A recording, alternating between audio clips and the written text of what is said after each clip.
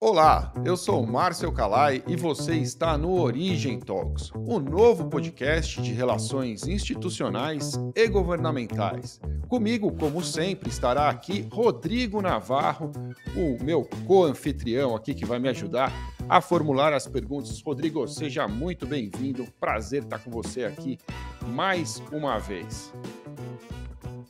Vamos juntos. Rodrigo, conta pra gente quem é o nosso entrevistado de hoje aí. Vamos falar com Israel Galvão, a fera, né? CEO e sócio fundador da Seta Public Affairs. Israel, seja bem-vindo ao papo também. Prazer recebê-lo aqui no Origem Talks. Prazer é todo meu, Márcio. Bom dia, Rodrigo Navarro. Uma satisfação imensa estar aqui com vocês nesse bate-papo. Israel, obrigado mesmo por estar conosco. É o nosso primeiro episódio oficial. Nós só tivemos o episódio número 0 até agora, que foi a introdução aqui desse podcast, o que vai acontecer. E aí temos a honra de recebê-lo aqui para começar essa conversa a partir de um assunto importantíssimo, que são as comunicações no mercado de relações institucionais e governamentais. Para quem ainda não te conhece, eu queria te pedir uma gentileza, se você pudesse contar um pouquinho de quem você é, o que você faz e o que faz a Seta também, para que todos possam saber. Claro, Márcio, com todo prazer. Vamos lá, pessoal. Mais uma vez, bom dia a todos. Super obrigado pela oportunidade. Eu sou de Israel Galvão. Eu estou nesse mercado fascinante há mais de 20 anos. Eu iniciei a minha trajetória na Ambev, nessa área de relações institucionais e governamentais. Durante um período da minha carreira, eu fui para o jurídico, mas ainda, de alguma forma, conectado com as relações institucionais e governamentais. E em 2009, eu fui convidado pela Ambev a retornar a Brasília. Nesse momento, eu fui a São Paulo, Fortaleza, como pelo jurídico da Ambev. Fui convidado pela Ambev para retornar a Brasília, para assumir a função de diretor de relações institucionais e governamentais. E já no final, ali da minha trajetória de quase 21 anos de Ambev, eu também assumi a área de consumo responsável. Bem, essa é a minha trajetória de maneira simplificada. O que é a Seta, o que nós fazemos? Veja só, durante esses 21 anos, eu tive a oportunidade, a grande satisfação, e fiz grandes amigos, trabalhando com as principais consultorias em Brasília. Mas eu sentia ali um pequeno incômodo de não observar no mercado uma consultoria que observasse as relações governamentais como eu acho que ela deve ser enxergada, como um grande ecossistema cujas partes se conectam e se retroalimentam. O que eu quero dizer? E aí eu falo um pouquinho do que a Seta faz. Devido a esse incômodo, eu aceitei o convite da FSB para fundar a Seta. O que eu quero dizer com um sistema integrado em relações institucionais e governamentais? Quero dizer primeiro o que eu acho absolutamente fundamental, e aí fica uma dica para quem começa nessa área. Sim, eu não vejo as relações governamentais dissociadas de método, metodologia, relacionamento e a capacidade de se comunicar. Quando eu digo método, eu digo que qualquer coisa que se faça em relações institucionais e governamentais precisa ser medido.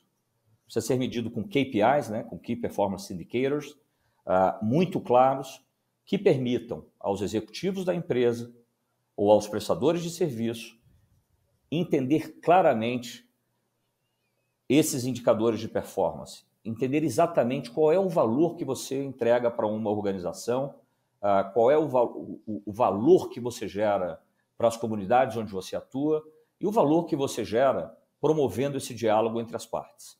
Então metodologia eu vejo dessa maneira. E tudo que a gente faz aqui, a gente costuma simplificar com modelos mentais facilmente apreensíveis por quem observa o nosso trabalho, que é, número um mergulho profundo nos riscos e oportunidades do cliente. A gente precisa entender quais são os burning issues e também entender que as relações governamentais não significam ficar no corner e na defensiva o tempo inteiro.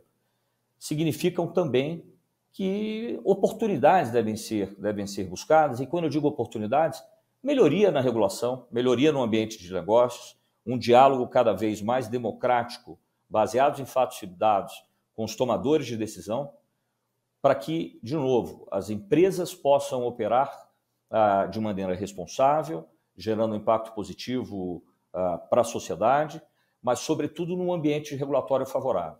Num passo seguinte, é fundamental que se priorize esses riscos e oportunidades.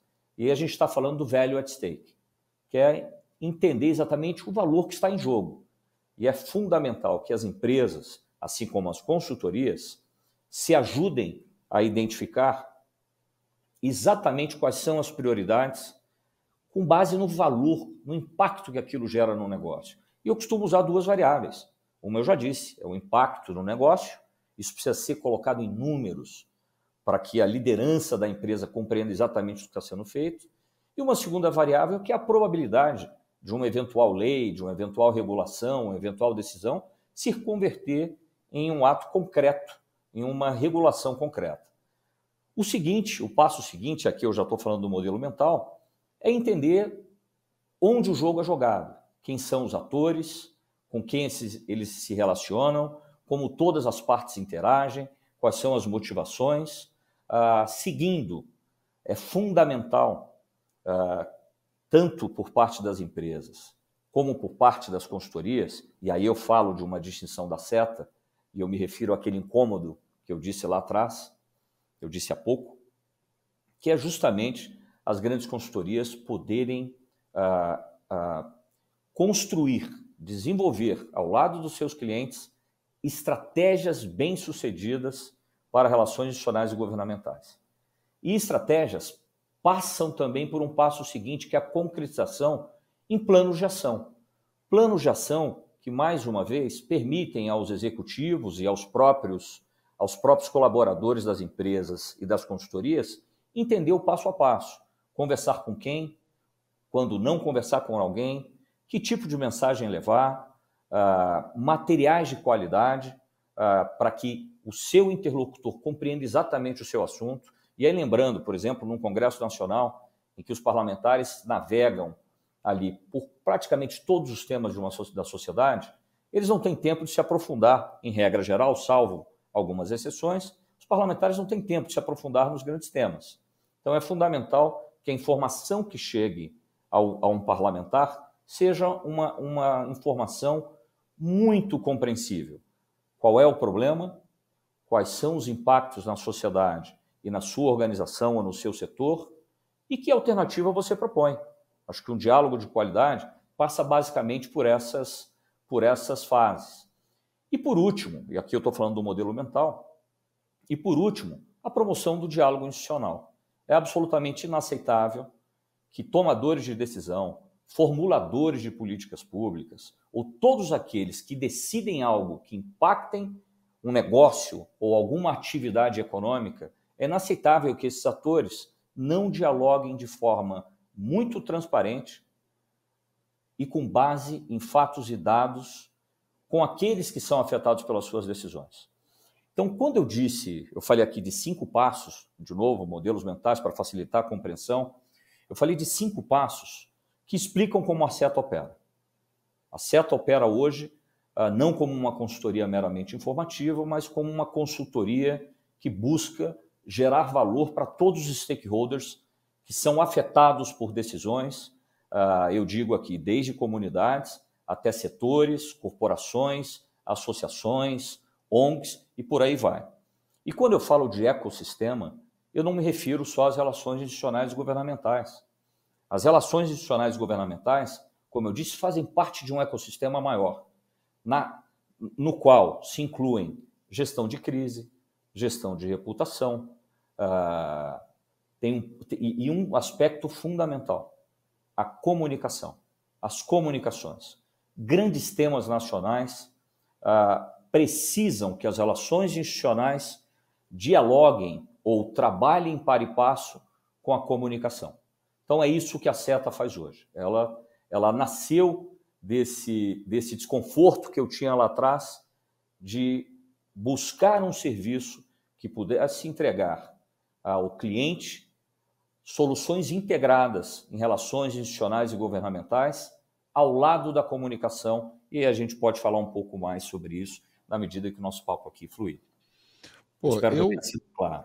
Eu estou muito feliz da gente ter começado esse episódio número 1 contigo, Israel, porque, assim, além de ter feito uma introdução incrível aí sobre as relações institucionais e governamentais de modo geral, ficou muito claro a sua visão desse mercado e o que se propõe a Seta a fazer, né, de forma integrada, juntando aí realmente os principais pilares, talvez, né, de comunicação, gestão de crise, enfim, de uma maneira a integrar e atender o cliente de maneira completa. Navarro, pergunta aí, número 1, o que vem à cabeça para a gente puxar esse fio e começar o papo com o Israel?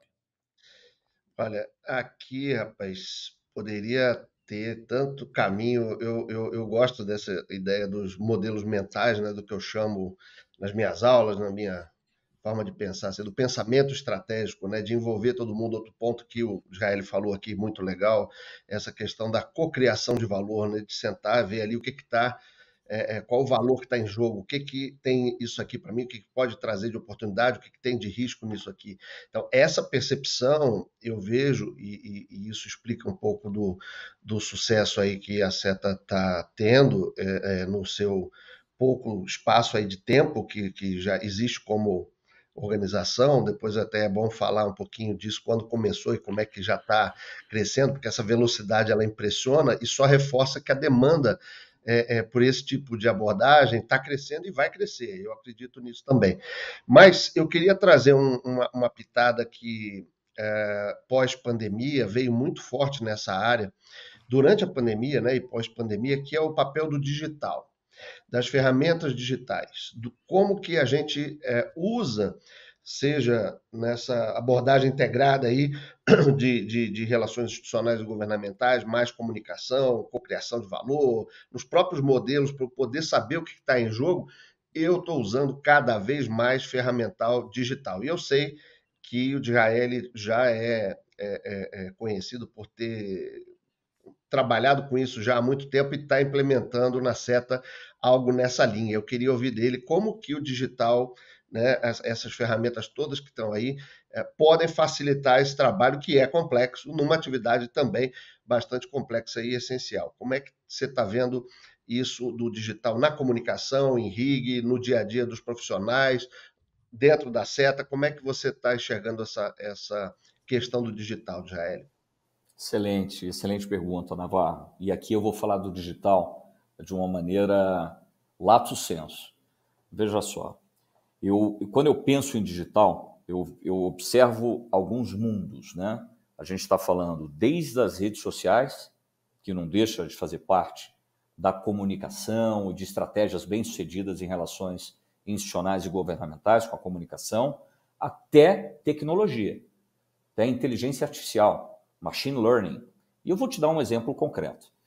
Imaginem vocês uma empresa que acompanha 3.000 projetos de lei nos estados e municípios e mais 700 projetos de lei no Congresso Nacional. E aqui vai um adendo. A Seta hoje acompanha 400 municípios e as 26 Assembleias Legislativas e a Câmara Distrital de Brasília.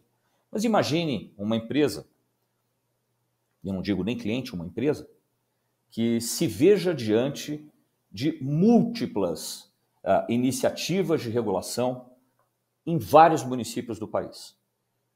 Em regra geral, como qualquer organização, os recursos são limitados. Você tem ali um time pequeno. E esse time de RIG se depara com 3.000 projetos de lei e ele tem que levar para a liderança algum tipo de informação gerencial que informe ao CEO o que está acontecendo em termos de risco. Termos de risco e de oportunidade, mas vamos, nesse momento, nos ater aos riscos. Fala assim, olha, CEO, nós temos hoje algumas iniciativas nos municípios e estados que podem acabar o nosso negócio. Se não acabar, impor restrições tais que vão reduzir a nossa margem de maneira absolutamente injustificada. Bem, o que eu costumo fazer, e eu sempre sugiro que as empresas façam? Se valham da inteligência artificial, do machine learning ou de qualquer outra ferramenta de inteligência que te ajude a priorizar. Veja só, eu não proponho aqui em nenhum momento eliminar a inteligência e o capital humano, não se trata disso. A gente está falando simplesmente de usar, por exemplo, como eu mencionei, o machine learning, que consegue, com base em variáveis que você informa para a ferramenta, qualquer tipo de variável. Você informa 70 variáveis. E você observa o comportamento passado, que não necessariamente determina o comportamento futuro, mas te ajuda a identificar padrões. Você utiliza, observando anos e anos de tramitação, quais são as principais variáveis que interferem na velocidade de aprovação ou de rejeição de um projeto de lei. Utilizando ferramentas como essa, você tem uma maior capacidade de, ao invés de ficar numa planilha Excel, olhando projeto de lei por projeto de lei, cada um dos detalhes, é possível que a ferramenta te ajude a priorizar aqueles projetos de lei que têm maior probabilidade de passar.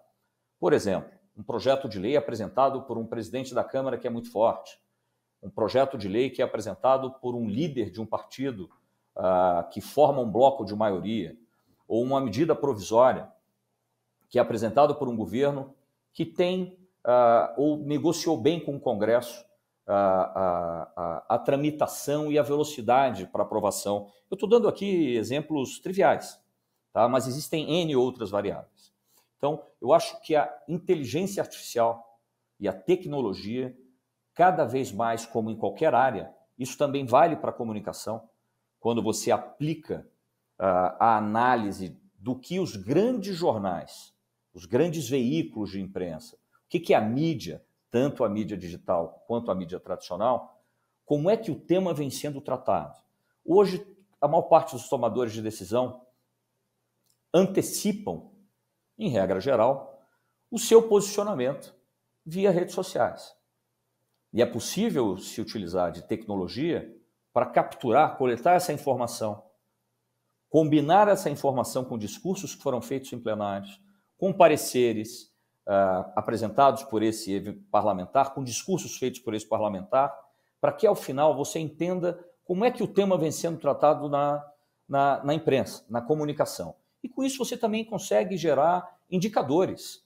Veja só, se os principais jornais tratam desse tema, e não só os pequenos jornais, e os jornais tratam isso na primeira página, e eles trazem um posicionamento sobre determinado tema, você também consegue desenvolver indicadores de posicionamento acerca de determinados temas. Então, é assim que eu vejo hoje, Navarro. Tecnologia e mundo digital são absolutamente indispensáveis num trabalho, sobretudo quando você tenta acompanhar muitos problemas ou ameaças ao mesmo tempo. Naturalmente, para aquela empresa que só tem um projeto de lei, que é tudo ou nada para a vida dela, você não precisa utilizar a ferramenta artificial. Mas você ainda assim pode se valer de tecnologia, e a gente faz isso. A gente utiliza uma ferramenta chamada Temperatura Congresso, em que a gente faz uma busca sobre tudo o que foi dito acerca do tema por cada um dos parlamentares, tentando antecipar o voto. Então, mesmo para aquela empresa que só tem um projeto de lei, você não precisa utilizar a inteligência artificial para priorizar projetos de lei, por exemplo, mas você consegue, por meio de social listening, né, entendendo como cada um se pronunciou nas redes sociais, combinado com outros fatores, identificar qual é a probabilidade de voto de cada um daqueles tomadores de decisão. Eu não sei se eu respondi exatamente a sua pergunta sobre comunicação e RIG, mas é assim que eu vejo o universo digital. Não há como hoje fugir das redes sociais e da tecnologia. Eu acho que seus serviços as redes sociais, veja, são indispensáveis. Não se faz hoje nada sem avaliar as redes sociais. E a tecnologia, eu acho que é um complemento interessante.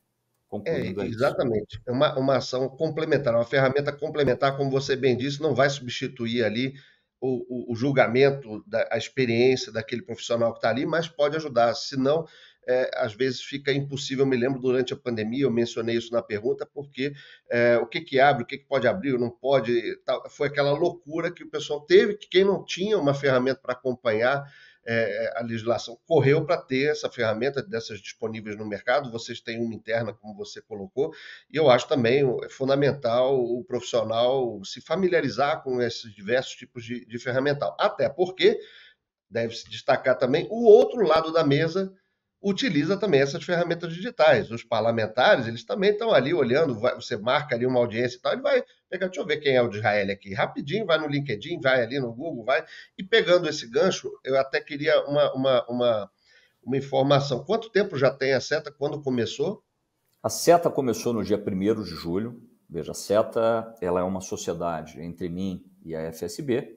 A FSB já tinha essa área de relações governamentais, mas muito focada na comunicação. Veja só a importância da comunicação institucional. Já tinha essa área há mais de 10 anos. O que nós fizemos foi trazer um pouco mais de expertise técnica com mais profundidade e transversalidade nas relações governamentais. Nós temos um ano completados agora no dia 1º de julho. E de lá para cá, quantos mais ou menos clientes já passaram ou estão com vocês aí? Nós temos hoje dezenas de clientes. Nós começamos com 14 funcionários e temos hoje 50 funcionários em menos de um ano. E contratando 2 a 3 pessoas por semana. Isso é o que você falou lá do KPI, né, do Key Performance Indicator. Isso aí é um bom indicativo, quer dizer, o mercado está crescendo, está demandando, né, essa atividade. E aí a minha pergunta, vou fazer uma aqui, Márcio, depois eu passo para você, mas eu queria saber se nesse período de um ano já teve assim uma grande crise que você enfrentou, um grande sucesso que você alcançou, um grande aprendizado que você teve, quer dizer, qual foi assim um ou mais, não sei, se é que teve, nesse um ano, em apenas um ano aí de atividade mais intensa nessa área, teve algum golaço, teve algum aprendizado grande, teve alguma situação assim que você gostaria de destacar, sem, no que você puder falar, assim, mas na situação... Vários cases, Navarro. Eu prefiro me ater aqui aos aprendizados. Quando nós somos executivos de empresa, a gente tende a observar o mundo em torno do nosso umbigo, né? É o efeito clipping, né? Você só lê aquilo que está sendo dito acerca da sua empresa ou do seu setor. E você passa a imaginar que o mundo conspira contra o seu setor. O grande aprendizado é que não há setor da economia que hoje não se veja diante de alguma ameaça ou oportunidade regulatória. Eu acho que esse é o maior aprendizado. Todos os setores têm as suas dores e grandes agonias. E como toda ameaça regulatória, isso é muito cíclico. Os temas vão e vêm, só que esses espasmos, muitas vezes, eles vão e vêm e às vezes o pico é muito forte. E quando o pico é muito forte, eu vou dar um exemplo concreto de um grande tema, e aí já até volto para o começo da nossa conversa, da importância da comunicação. Observem vocês a reforma tributária. Poucas vezes se viu, não que esse tema ele chegue com profundidade ao cidadão comum, mas certamente a toda organização e tomador de decisão, seja ele governador, prefeito, né, deputado federal, os poderes executivos, esse tema chegou com muita força. E todo o setor está fazendo conta. Há claros ganhadores e há alguns setores muito preocupados com seu impacto. E nessa hora, Rodrigo, respondendo objetivamente a sua pergunta, você observa que todos eles têm alguma questão com a reforma tributária. E nessa hora a gente também consegue perceber como alguns setores são mais organizados do que outros. E organizados, eu digo, seja organizado em termos da atividade de RIG da própria empresa, mas para temas dessa magnitude, é normal você observar grandes coalizões ou as grandes associações tendo um papel de protagonismo. Então, você observa num canal de TV paga uma Globo News.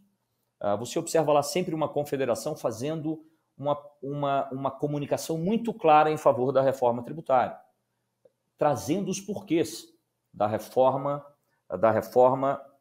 ser positiva para a indústria, por exemplo. E vários setores fazendo a mesma coisa. Alguns setores de maneira aberta, como numa comunicação muito clara, mas isso é puro RIG. Veja, é a comunicação conversando com uma atuação de relações institucionais e as duas frentes se retroalimentando, porque elas são indissociáveis no momento de grandes discussões para um país. E você vê outros setores não tão vocais na grande mídia, mas atuando em Brasília, em Brasília, sobretudo, e nos governos também, governos estaduais, levando as suas mensagens de que a reforma tem pontos positivos, tem pontos negativos e por aí vai. Então, Navarro, o primeiro aspecto é esse. Então, agora, respondendo rapidamente a sua pergunta. O primeiro aspecto é o aprendizado de que não há setor que não tenha preocupações acerca do seu ambiente de negócios, acerca do ambiente regulatório e de regulações diversas que podem afetar positivo ou negativamente o seu negócio. Golaços, nós temos alguns, como eu disse. A gente entra aqui, a SETA se propõe a conhecer o negócio do cliente. Nós não somos meramente uma consultoria informativa. Então, na medida em que a gente se aprofunda no negócio do cliente, com atendimentos exclusivos, cada cliente nosso tem atendimentos exclusivos, essas pessoas passam a desenvolver estratégia para dar clareza, no nosso caso, para o nosso cliente, de como agir. Muitas empresas, isso é curiosíssimo, muitas empresas, mesmo grandes multinacionais, sequer tinham essa área de relações institucionais e governamentais, enquanto outras já vêm aperfeiçoando o seu modus operandi nessa frente há mais de 20 anos. Então você vê setores novos começando do zero. Fala assim, o que é isso? Como é que a gente dialoga? Tem alguma coisa errada? Eu falei, absolutamente não. Você precisa simplesmente reunir boas informações, desenvolver o seu storytelling de maneira correta, mostrando os impactos, alternativas e buscando uma audiência de forma transparente, ali com um tema muito claro, para simplesmente carregar a sua mensagem. Então, resumidamente é isso. Sobre um ou outro golaço, Navarro, eu prefiro aqui até não expor alguns clientes, mas nós tivemos vitórias assim. Perfeito, né? Mas teve. O meu ponto é, nesse ano de coisa, já teve crise, já teve oportunidade, já teve gol, já teve aprendizado. Então, esse aqui é o mais importante, saber que essa é uma área, como a gente fala, super dinâmica. Aqui você não morre de tédio, pode morrer de outras coisas, né? Mas assim, de tédio você não morre, não. Impossível. E há espaço para todos. Eu acho que tanto as consultorias como as empresas, cada uma delas pode adotar um estilo mais low profile, por exemplo, uma organização de não atuar diretamente e delegar toda a atuação para a sua associação de classe. Isso não significa que a empresa não precisa estar preparada, ela precisa acompanhar muito de perto a associação, participar de comitês temáticos, opinar, levar as boas informações, ou seja, fazer com que a associação cumpra o seu papel fundamental de defender a reputação daquele setor e de transmitir a mensagem correta para os diversos stakeholders, de novo, desde comunidades, ONGs e tomadores de decisão, por aí vai. E mesmo as empresas, e mesmo as consultorias. As consultorias também, veja, não há nada de errado em ser uma consultoria em que você se aprofunda em coletar e analisar melhor o cenário político. Já uma outra consultoria tem uma pegada de fazer isso, mas com uma participação mais estratégica para o cliente. Eu acho que tem espaço para todos. Muito bom, estou ouvindo aqui, aprendendo demais com vocês. E eu quero explorar, abusar um pouco dessa didática do Disraeli. Disraeli é extremamente didático, aí, explicando passo a passo. Gostei muito dessas abordagens claras, né, em relação ao que está sendo perguntado. Gostei muito também dessa explicação em relação à importância da somatória dessa comunicação pública, né, com a comunicação direta em Brasília, quando você tem aí a intenção de, enfim, transformar políticas públicas, alcançar um ambiente regulatório favorável para a organização que você representa.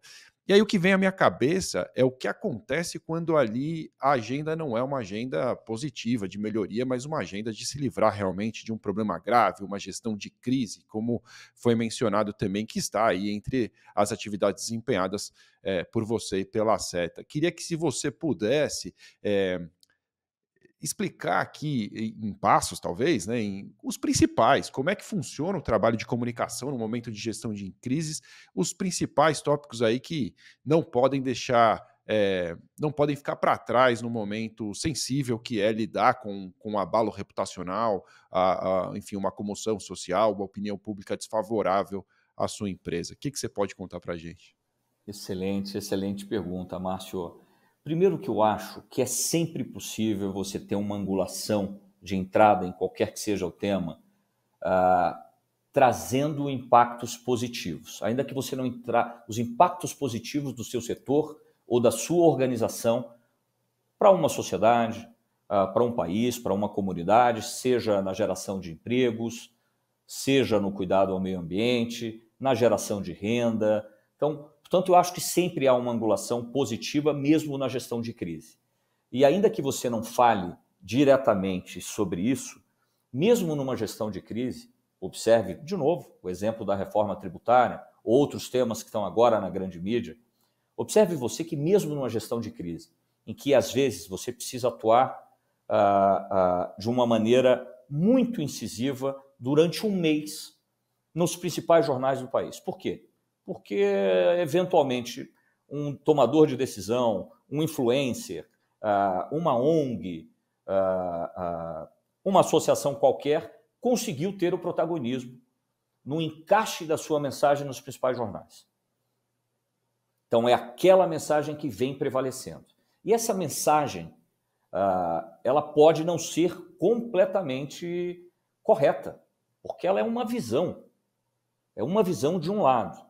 Então, numa gestão de crise, mesmo quando você reage, e é fundamental que se reaja com qualidade, ou seja, mobilizando os atores corretos, como eu disse, se você tiver grandes associações, grandes comunidades, aí a gente pensa até no lobby americano, no grassroots, daquele cidadão que está vendo, por exemplo, o seu emprego ser ameaçado por um tomador de decisão ou por uma discussão nos jornais que não levou em conta sequer o que aqueles trabalhadores pensam, os sindicatos e por aí vai.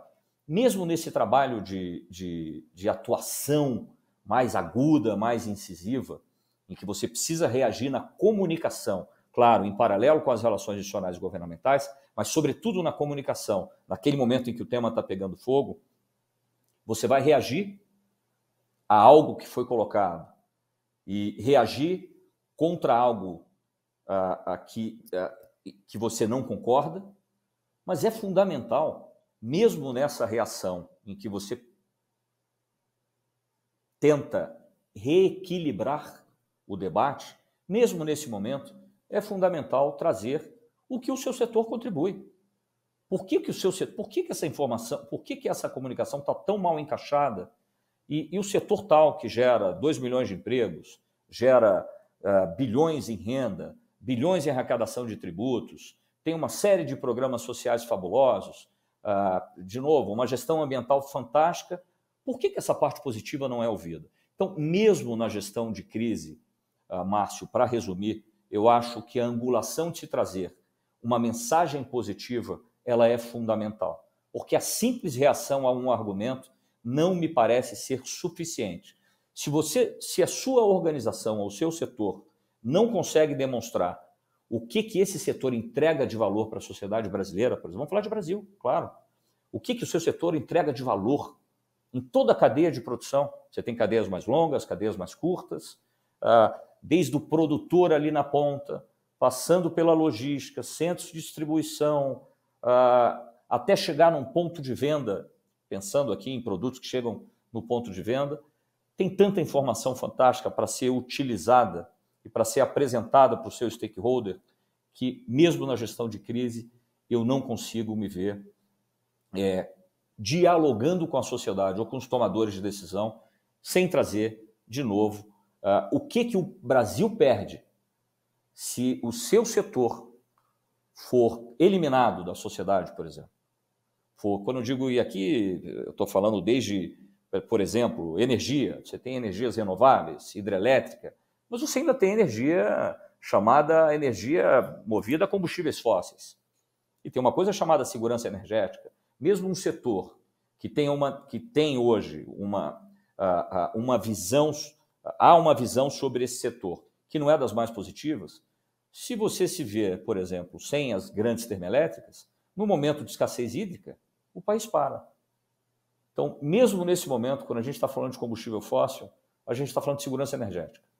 Então, se essas empresas são simplesmente retiradas do sistema de fornecimento de energia, só energia hidrelétrica, eólica e solar não serão capazes de abastecer o país num momento de escassez hídrica. Pode ser que um dia a gente chegue lá, mas eu estou falando da realidade de hoje, para dar um exemplo concreto.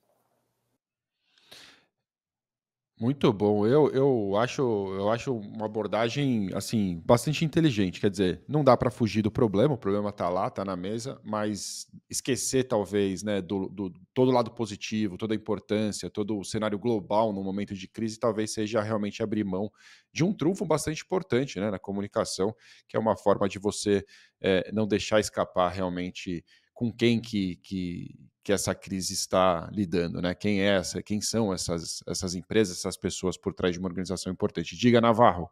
E é o seguinte, é de longo prazo o trabalho. A crise, ela acontece ali pontualmente, você tem que atacar aquela crise, mas quanto mais tempo você já tiver fazendo esse trabalho de relacionamento institucional, governamental, se comunicando de forma adequada com aqueles stakeholders mais próximos, etc., melhor você vai se dar no combate pontual àquela crise. Então não adianta só chamar ali o Djael e outros especialistas, me ajuda com essa crise. Eu nunca fiz nenhum relacionamento, vai ser mais difícil. Né? E vai ser mais caro também, né?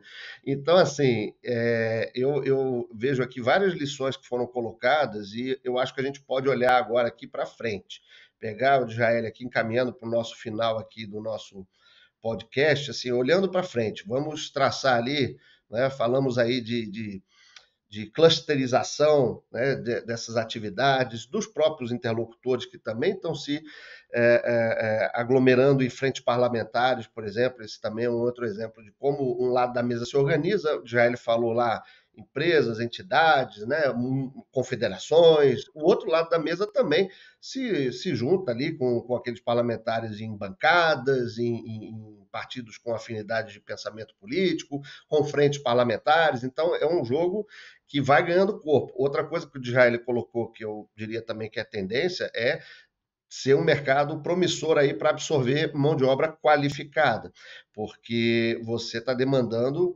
novos ambientes regulatórios, adequações de ambientes regulatórios, né, soluções de crise, como foi feito aqui, estabelecimento de relacionamento de longo prazo, tudo isso demanda investimento, demanda conhecimento, demanda atenção para ser feito. Então, isso vai demandar profissionais também. E no dia 23 de novembro, nós temos aí o nosso Anuário Origem, quinta edição, qual a Seta é patrocinador premium, né? E eu pegando esse corte, essa linha de corte mais para o final do ano, né? Essas tendências macro já falamos, agora tendências mais ali eu queria, assim, num bate-bola rápido aqui. Duas questões que há uma expectativa grande ainda para esse ano.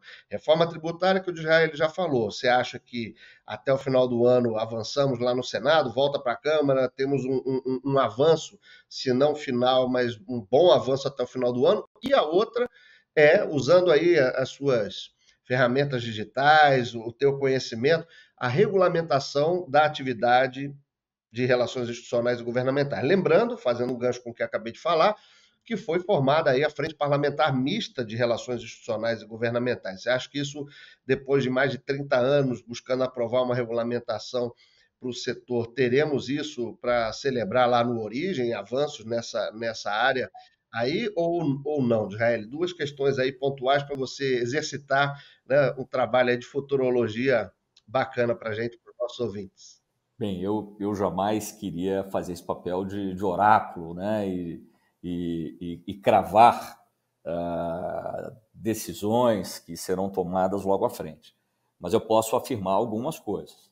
Sobre a reforma tributária, realmente é um avanço histórico em termos de discussão. Eu não estou entrando no mérito se é bom ou ruim, porque, de novo, há setores muito felizes e outros muito preocupados. Foi um avanço tremendo. E eu tenho certeza de que o texto voltará para a Câmara. O Senado necessariamente fará aperfeiçoamentos ao texto, eventualmente trará novas exceções, como a Câmara já trouxe, mas é fato de que há uma série de pontos da reforma tributária que demandam, e estão acontecendo, maior profundidade de análise. E quando essa profundidade de análise acontece, as pessoas se deparam com a necessidade, os parlamentares se deparam com a necessidade de aperfeiçoamento do texto. Eu acho que haverá uma certa concertação entre Senado e Câmara para aquilo que o Senado vier a fazer já esteja combinado com a Câmara, para que não se fique com um ping-pong eterno, que a PEC, né, é a única dessas medidas legislativas que vão e voltam até que se atinja o consenso total.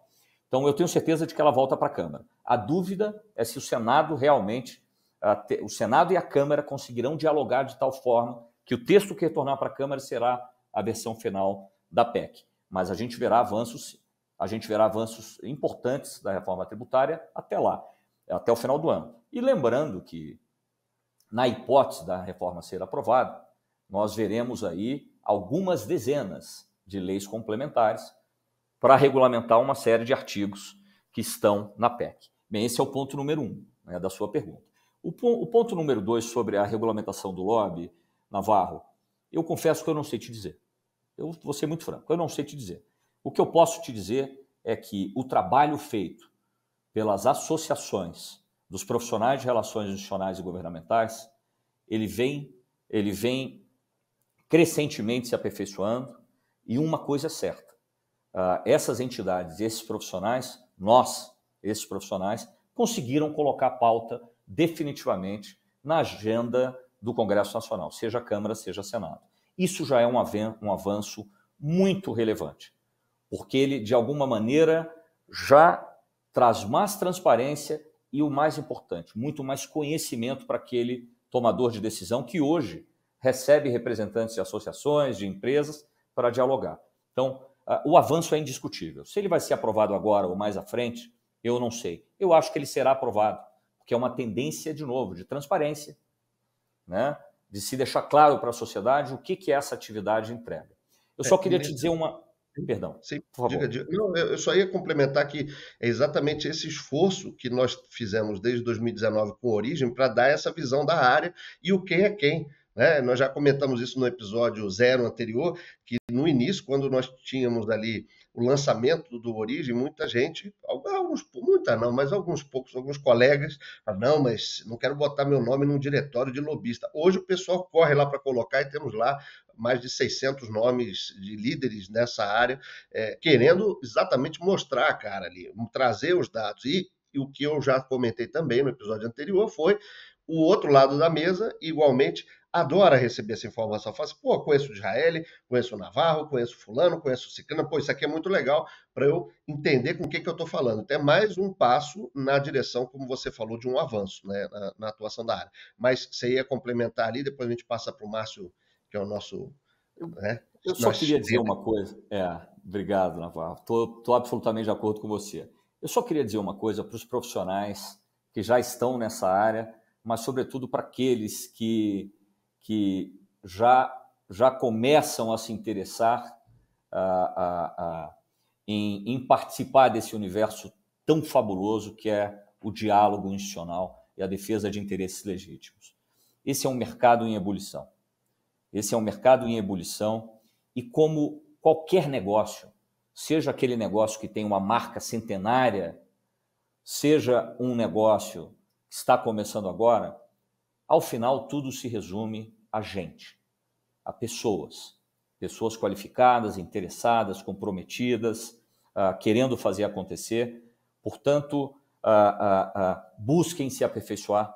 esse é um mercado que evoluiu tanto ao longo dos anos, que ele era feito basicamente na tentativa e erro, na aprendizagem dos grandes profissionais históricos dessa área, mas hoje há cursos, inclusive você ministra um deles, há cursos de qualificação, as empresas trabalham com muito mais método, com muito mais organização, para que não seja uma grande gincana, né? Para que você não chegue no seu dia de trabalho e fale, meu Deus, o que eu vou fazer hoje? Não, a rotina, a metodologia, há processos muito estabelecidos.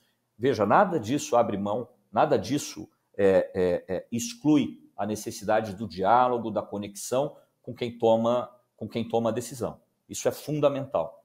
Mas se você imaginar uma matriz de relacionamento e uma matriz de método, o profissional ideal é aquele que consegue se comunicar com qualidade, com muitos stakeholders, ou seja, muito relacionamento, utilizando muito método. Aquele profissional que só utiliza o método e não se comunica, também não é o ideal. Aquele que só faz relacionamento e não tem método nenhum, pode ser super útil numa crise específica. Mas quando você fala de consistência, quando você fala de continuidade no trabalho, você precisa ter relacionamento e método. Essa matriz, para mim, é fundamental. E esse é um mercado super promissor, pessoal. E eu não conheço, eu sou advogado também, eu tenho outras formações. Fui presidente de associações, de entidades. Todos os advogados que eu vi que em algum momento migraram para a área de relações institucionais, nunca mais voltaram para fazer a sua atividade estrito sensu de advogado, de contencioso e por aí vai. Todos. A mosquinha azul não é só privilégio de advogado, não. Eu já vi jornalista entrar nessa, engenheiros como eu, né, economistas. Essa é uma área que, como você bem colocou ali, acolhe profissionais de várias formações que, uma vez desempenhando bem essa função, tendo os aprendizados, tendo os golaços ali, são picados pela mosquinha azul e não saem muito dessa área, não. É bem por aí. Márcio. Eu só posso agradecer. Papo super enriquecedor aqui, acho que foi muito esclarecedor realmente, de muitas informações valiosas. E queria te perguntar, na verdade, Célia, para a gente fechar, se você tem alguma dica final. Eu acho que essa última fala foi super assertiva em relação ao valor da área, né? Enfim, ao que se pode extrair de bom, como atuar. Mas não sei se você tem ainda alguma dica de leitura que foi importante para você, aí, se algo relacionado ao nosso assunto central aqui, que seria as comunicações, se algo vem à cabeça, o que você pode dizer para quem quer, por exemplo, se aprofundar especificamente em relação a esse aspecto de comunicação em RIG? Vamos lá, Márcio. A dica, ela conversa um pouco com o que eu disse há pouco. Busque se aperfeiçoar. O profissional de relações institucionais e governamentais, a moda antiga, ele vem cada vez mais ficando raro nesse universo. São tantas as ferramentas, veja, e aqui vai a dica principal. Eu acho que isso vale para consultores e para profissionais de empresas. Muitas empresas muitas áreas de relações governamentais têm um desafio imenso de convencer a sua liderança da importância dessa área. Quanto mais as áreas de relações institucionais e governamentais e as consultorias se valerem das ferramentas tradicionais de gestão que as organizações utilizam, mais fácil esse diálogo ocorrerá. Então, conversar a mesma linguagem, tentar traduzir. Imagine que você tem grandes organizações lideradas por engenheiros. Você tentar traduzir a complexidade desse universo para informações que são gerenciais e que permitam aos líderes das organizações tomarem decisões com base na informação que você trabalhou, você profissional de RIG, que você trabalhou, organizou e empacotou de uma maneira que ele compreenda automaticamente. Porque não faz sentido um profissional de RIG chegar para conversar sobre 3.000 projetos de lei com um líder de uma organização. Fala, mas o que você quer me dizer? Eu nem entendo de tramitação. O que você quer me dizer? Tem algum risco que é imediato? Sim ou não, por quê? Então, tente conversar na linguagem que as organizações já utilizam. Seja estratégico. Entenda exatamente aquilo que afeta o seu setor, a sua entidade, faça as priorizações, se organize para atuar com base em inteligência e informações de qualidade. Quando a gente fala com o tomador de decisão, você não está indo pedir favor, Você está indo levar informação de altíssima qualidade, de impactos positivos, negativos, efeitos colaterais não observados. Isso é fundamental. Todo profissional de risco, quando vai conversar com alguém, fala, olha, o senhor está com a melhor, ou a senhora, com a melhor das intenções, mas a senhora não está observando aqui os efeitos colaterais adversos, advindos de uma eventual concretização do seu projeto de lei em lei. Então, seja estratégico, conheça as ferramentas, se aperfeiçoe, porque trabalhar com relação institucional e governamental simplesmente na intuição, eu acho que não funciona mais. Essa é a minha grande dica para quem nos assiste hoje. Dica de ouro, eu fico ouvindo e me relembrando, né? Eu também sou advogado de formação e migrei para compliance, enfim, tenho toda uma história em compliance e as histórias se repetem, porque nós temos uma tendência, nesses mercados em especial que eu passei, de acreditar que o nosso universo é próprio, que realmente a complexidade é muito grande, no jurídico é complicado, no compliance, nossa, são tantas coisas que eu preciso explicar. E a gente não pode esquecer que, na verdade, a gente está, inserido dentro de um universo corporativo que tem uma vida própria e deve ser o contrário. Quer dizer, o jurídico, o compliance, as relações institucionais e governamentais é que tem que se adequar à linguagem corporativa, à realidade de um CEO que tem pouco tempo, que quer essas informações sumarizadas, que quer poder tomar uma decisão com base, é claro, no seu suporte, na sua orientação, mas que não quer saber tintim por tintim de todos os detalhes e não vai conseguir intervir, é claro, no seu dia a dia operacional. Então, essa dica sobre ser estratégico, eu acho que é ouro para qualquer área que esteja envolvida no ambiente corporativo, no ambiente empresarial. Israel, para quem quiser te encontrar, o LinkedIn é um bom canal. Existe algum outro contato que você gostaria de deixar? LinkedIn, Instagram, o próprio site da Seta. A gente está aqui à disposição e sempre super acessível a conversar com quem quiser. Disrael com 2 L's e Galvão é o nome do nosso entrevistado de hoje que você vai poder encontrar então nesses canais. Navarro, palavras finais aí para a gente encerrar? Eu acho que tivemos aí mais uma estrela da área aqui conosco. A ideia é exatamente essa, esse bate-papo rico em informações, em detalhes, em dicas, e só posso agradecer aqui ao Israel a participação nesse nosso episódio número 1. Você também, Márcio, muito obrigado aí pela condução brilhante, como sempre, nosso DJ. O Márcio também é DJ, né? Ele falou que é advogado, Pronto, mas também é DJ. começaram. Episódio número 1, eu já estou me entregando aqui. Isso. Então, mas eu acho que eu concordo com o que o Israel falou ali, a questão da capacitação é chave, e prova disso, né, é que nas entrevistas que o Israel faz 1, 2 por semana para trazer mais gente ali, tem muita gente nova interessada nessa área. Concordo com ele também que estamos em ebulição, estaremos mais ainda, e muita coisa ainda está por vir aí, e temos que estar preparados. Tem espaço para todo mundo. Eu anotei várias mensagens aqui, key messages aqui do nosso bate-papo, Jair. Concordo com todas. Vamos juntos e vamos bem. Obrigado. Boa, obrigado, Navarro. Obrigado, Israel. Foi um prazer bater esse papo contigo. Prazer todo meu, pessoal. Parabéns pela iniciativa. Fantástico. Que vocês sigam em frente com muito sucesso e trazendo sempre informações de qualidade para quem os assiste.